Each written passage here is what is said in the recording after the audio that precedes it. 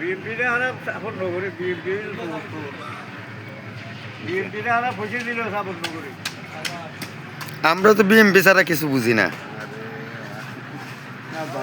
বুঝলে ঠিক আছে তো, বিএনপি দিয়ে ফোন করি আগে। বিএনপি তিনটারও চারটারও মাসের যে ফরাক চাই না বুঝে সামনে করে আর ফরাক। সবাই সবার জন্য তো আর ভালো হইতে পারে না। না না না, সবাই কি সবার জন্য ভালো হইতে পারে? এই যে যেমন আমরা কি সাত ঢালাই করি, আমরা কি ভালো ভালো হইলে কি সাত ঢালাই করি?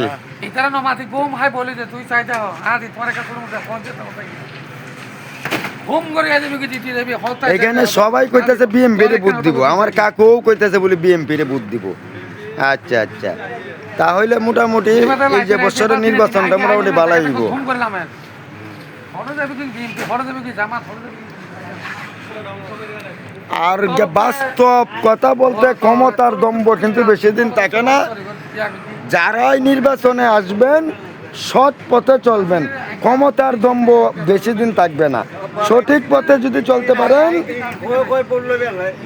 যদি সঠিক পথে চলতে পারেন তাহলে দেশের রাজত্ব অর্জন করতে পারেন, কিন্তু সঠিক পথে চলবেন, না চললে কিন্তু বেঠিক হয়ে যাবেন।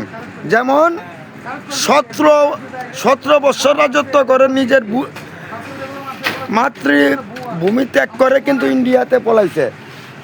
তাই কিন্তু সঠিকভাবে চলবেন, পরের হক নষ্ট করবেন না।